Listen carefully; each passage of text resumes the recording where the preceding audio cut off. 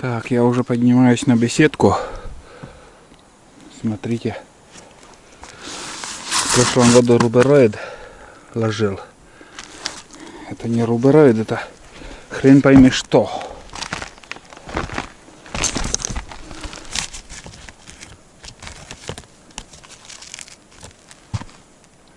Капец, ребят. Вот говно, блин. Настоящее говно. Вон тот 20 с лишним лет уже под шифером, пускай под шифером, но он лежит как новый. Местами порвалось, понятное дело, 22 года на оно уже. А этот 1 год. Вот, пожалуйста, год.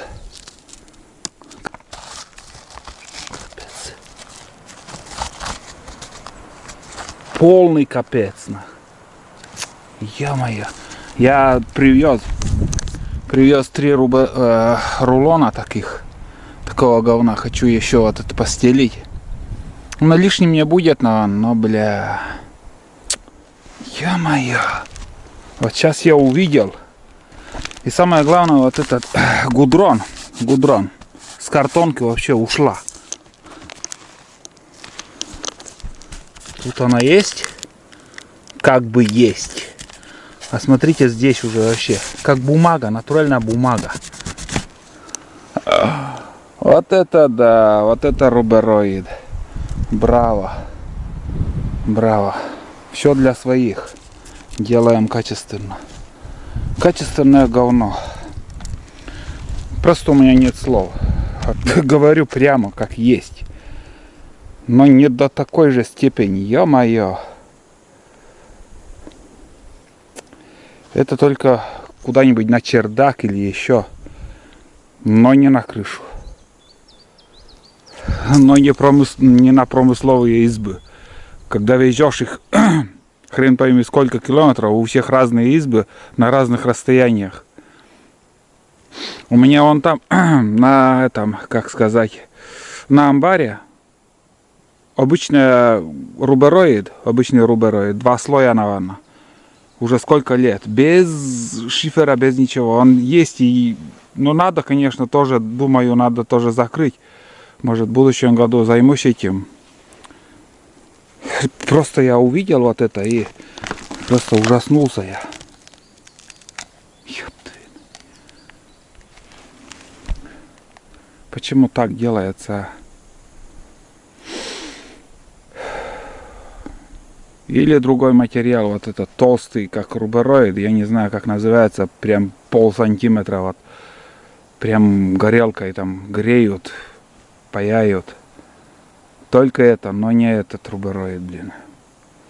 Ладно, сейчас я буду из всего этого, что у меня есть, буду закрывать. Буду закрывать шифер. Эта беседка тоже, хорошая крыша должна быть здесь. Потому что осенью я в основном здесь и занимаюсь. Потрошу рыбу, там дичь, варю, парю. Вот так все это выглядит. Если дождя не будет, хотя ветреным, если дождя не будет завтра, то уже все изменится там. Буду уже крыть этим. Не хватит, не хватит, потом 90 штук я привез. Вот такие дела. Наверное, весь шифер оттуда не спущу. По бокам поставил, потому что очень ветрено, блядь, прям рубероид ветром скидывает. И весь шифер не спущу, так как если не хватит этой жестянки, шифером обратно закрою. Но 90 штук, я не знаю, бля, хватит, не хватит. Фу, не знаю. Посмотрим. Посмотрим. А сейчас я это закрываю. Смотрите, какая площадь у избы на крыше. Вон. И годные шифера, вот что осталось, вот он. Все. Все количество. Более-менее, которые годные еще, я вот сюда 2 ряда постелил. Там ничего не осталось. А все остальное просто утиль. Пришлось выкинуть.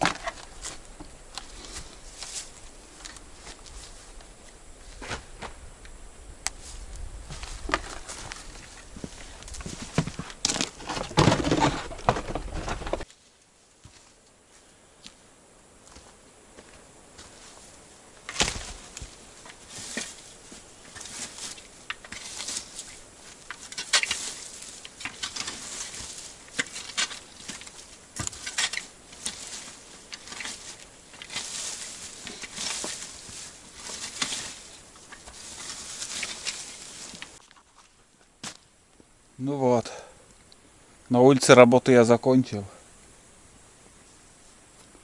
Ветер наконец-то сбавляет обороты. За целый день прям деревья гнуло. Сейчас терпимо. А так тайга еще шумит. Ну что, территорию я убрал. В принципе. Нормально. Кровлю убрал, тоже снял. Здесь шифер постелил. Ну, примерно вот так. Все из старья, что было. Вот. Ну и сейчас буду готовить ужин. Сегодня. Что запланировал, в принципе, сделал. А запланировал это, я хотел еще шифер снять оттуда еще. А я сегодня даже сюда постелил. Вот. Кругом все порядок. Надо отдохнуть. Как ни крути. С 4 часов сегодня уже на ногах. Практически, ну, пообедал. Посидел. Надо полежать, отдохнуть. Хорошо. Да, успокаивается ветер, наконец-то. Я думал, тучу принесет и дожди будут или снегопад. А так прохладно.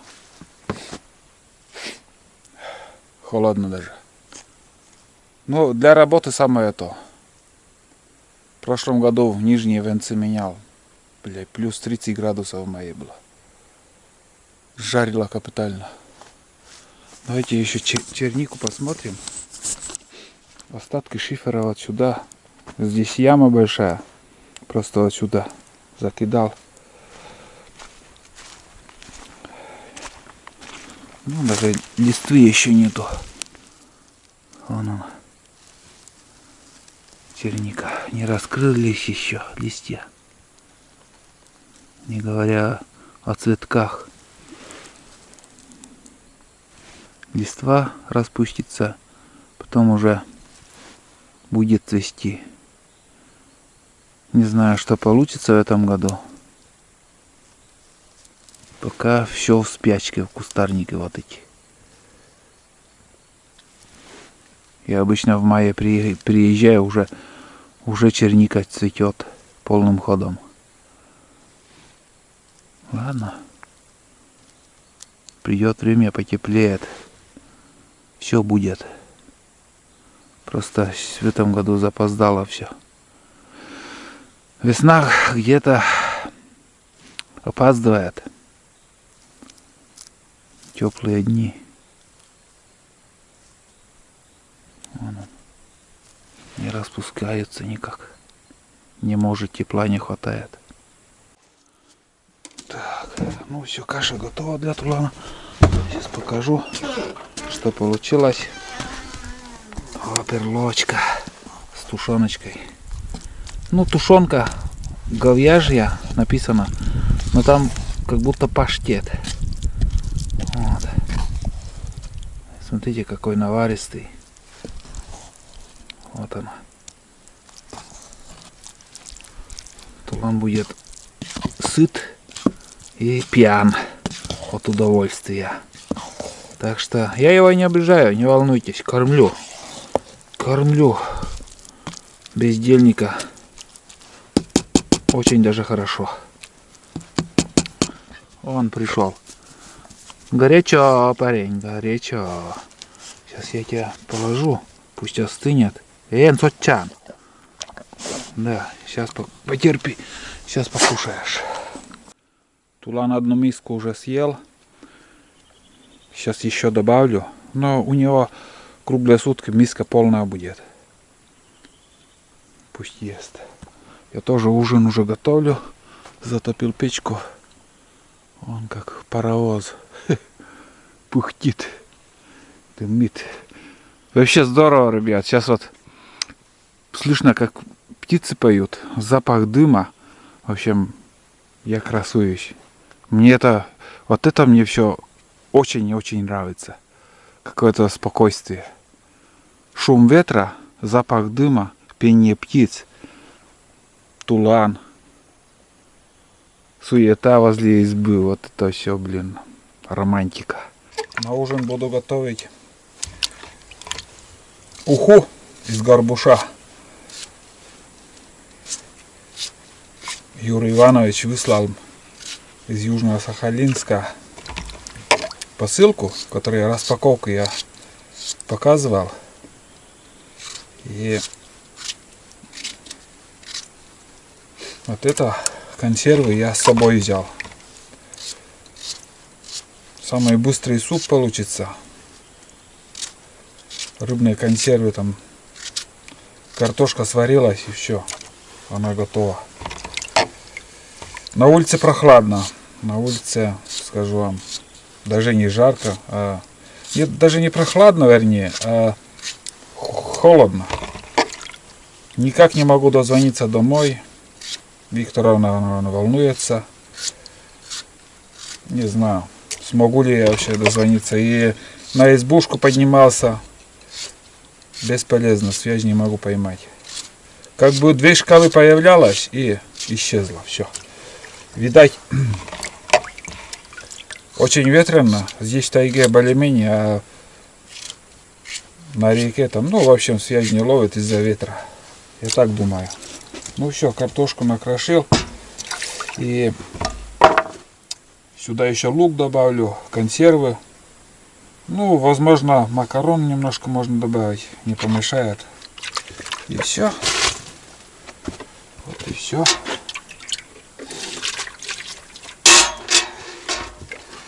Так, с картошкой осталось еще.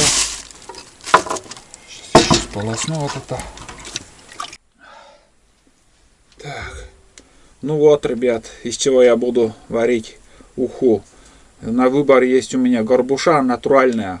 Вот. Это в томатном соусе, наверное. Томат, ну, как сказать, томатная консервы. А сайра это тихоокеанская натуральная. Но она это в масле. Сардина, иващи, сардина, ну, в общем, разные консервы, оказывается. Ну, не знаю, что лучше попробовать сейчас. Давайте вот из этого сварим суп. Что получится, попробуем. Вот, из этих консервов. Сайра. Так, у меня уже на плите, на печи картошка с водой, там кастрюля. Сейчас еще немножко нарежу лука, ну, пускай будет. Хотя, наверное, в консервах есть лук, ничего, добавлю. Скажем, если я уху из речной рыбы готовлю, когда от свежевыловленной рыбы, там, из щуки, из окуня, я ничего не добавляю в уху. Ни лука, ни моркови, ничего. У меня там только картошка, рыба, соль, вода и все, больше ничего. А здесь как бы сам по себе эти консервы уже немножко с приправой. Там и перец есть, и возможно и, как сказать, лавровка. И, ну, лавровки может нету, но перец всяко там может быть. Да и здесь нарисовано еще вот лимон какой-то вот. Попробуем. Вот, сейчас сразу добавлю вот это количество лука. Немножко посолю. Как закипит вода, будем добавлять уже рыбу. И еще 10 минут будет вариться, и будем ужинать. Так что хорошо. Готовим уху из консерва. Так, чайник скоро закипит. Но пол кастрюли вполне достаточно для таких консервов. Консервы как бы не очень большие, я не знаю сколько грамм там. Добавили вот столько лука и сразу немножко посолю. Буквально вот столечко. Третью часть ложки. И еще. Так, все закипело. Хорошо кипит.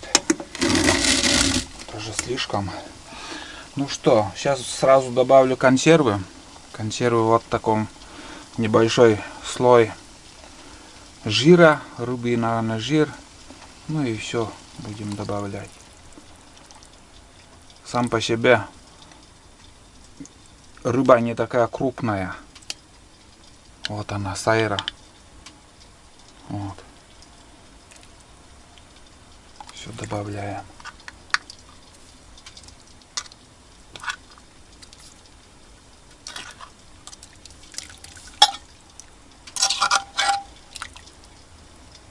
Вот так.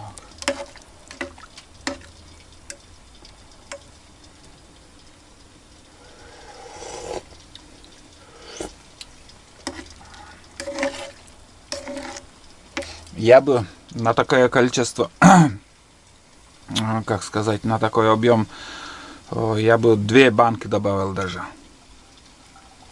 Вот, сайра вот такая. Ну, в общем, как все будет готово, будем пробовать на вкус, что получится. А сейчас пусть кипит, ну, буквально там от силы 10 минут хватит, вполне достаточно. Уха готова. Уха с консервов сайра. Наваристый. Много картошки. Рыба. Сейчас будем пробовать.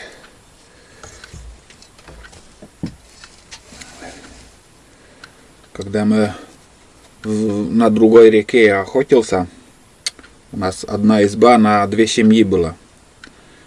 И напарники тоже вот с собой брали консервы в масле. И мы когда рыбу ловили, рыба попадалась хариус, щука в основном на таежной реке. Мы собирали внутренности от хариуса, от щуки, как сказать, жир в полости рыбы и икру и молока или что там вот у самцов вот у рыбы. Вот это все мы в банку собирали и время от времени варили из консервов тоже суп, ну, уху. И вот как я сегодня показывал, консерву положил, картошка, консервы, и туда еще можно, ребят, и имейте в виду, охотники, вот в эту массу добавляйте внутренности, вот эти, как сказать, икру и все остальное, внутренности у рыбы. У вас вот такая уха получится с консервами и внутренностями. Вот. Сегодня у меня нету свежей рыбы. Сегодня только из консервов готовим. Когда будет рыба, тогда и уха будет из речной рыбы. Нормально, очень даже. Вот такие консервы в основном я люблю уху варить. А томатные консервы можно и с жареной картошкой, и в основном пюре с жареной картошкой вообще хорошо идет. А в масле обычно, ну, можно еще салат, мимоза или что там сделать. Мимозу можно сделать, в салаты разные добавлять. Вот именно, как сказать, в масле, которые консервы. Вот, ну что, сейчас я буду ужинать. Сегодня очень много уже заснял, не знаю. Я не знаю, может там у меня камера-то включенная была, когда я ехал, потому что у меня целая карта памяти уже полностью я истратил. 64 гигабайта, это жесть, конечно. Вот. Но зато как я ехал, как шли мы по реке, вкратце показал, какие заторы там. Все заторы я не стал снимать, но основное я заснял. Самые вот такие ядреные заторы. Это еще, можно сказать, можно проехать, пока вода большая. А вода еще примерно 1,5 метра, наверное, упадет, уровень воды. И вот это, что я показывал, заторы, это ужасные заторы будут в мелководье. Не знаю, представления имею, как я буду осенью подниматься. И если охотники будут ездить, конечно же, каждый будет пилить что-то, какой-то коридорчик. Ну, примерно вот шириной лодки, коридорчики вот так мы и делаем. А полностью это очистить это невозможно. Самый первый затор, который вот если снизу, ну вот прошлогодний затор, это самый страшный, самый, как сказать, ну, что там страшного, но самый непроходимый затор будет. Это очень непроходимый затор. Не знаю, это мы увидим уже осенью, как будем проходить через эти заторы. Не знаю, как я вообще через несколько дней буду спускаться, потому что вода резко, на таежной реке резко падает, и жалко, у меня лебедки нету. Я приготовил лебедку, но вода большая, зачем она мне нужна? Нужна, ребят, охотники. Берите с собой ручную лебедку, с собой всегда берите. Если что, там у меня фал есть, веревка. Домой, как ни крути, все равно будем добираться любыми путями. Ну и заранее выдумывать не стоит, конечно же, что там непроходимое, если не сможем там, или без лебедки, или еще. Бывало и намного хуже заторы я проходил, и без лебедки, и груженными, и перегруженным. Всякое бывало. Ну, посмотрим, что еще. Начало ремонта крыши есть. Завтра будет продолжение. Я думал, там придется мне поменять крайние доски. Доски все это так оставлю. Буду думать, рубероид стелить или нет, но сам по себе рубероид неплохой еще. В некоторых местах есть кусочки такие порванные, но в 2 местах где-то с метр, наверное, лопнутые. Вот. А в остальном терпимо, еще прослужат эти рубероиды. А вот, но новые рубероиды это ну, никуда не годится. Суп остывает. Ладно, давайте встретимся уже завтра. Думаю, завтра еще интереснее будет, что мы будем делать. Подписывайтесь, ставьте лайки под каждой серией. Лайки, дизлайки. Что заслуживает, то и ставьте. Если я заслуживаю дизлайк, просто бомбите дизлайками. Если все нормально, ставьте лайки. Потому что мне это надо, как бы для ориентира. Если дизлайков перевесит, значит я что-то делаю не так. Ну и в комментариях пишите, что еще. Ну а сегодня все, ребята, я ужинаю. Я тарелки 2-3 я съем и на боковую. Время сейчас 7 часов 17 минут. Ну 19 часов 17 минут.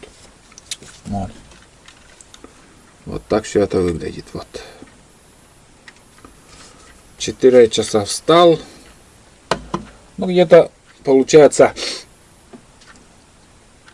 так 13 часов уже. Сегодня уже переработка у меня. Все, пока. До завтра. Вкусно. Я Тулану вторую тарелку добавил уже каши. Он наелся. Он сытый. Все хорошо. Сейчас мне надо наесться. Вдоволь. Хорошечно.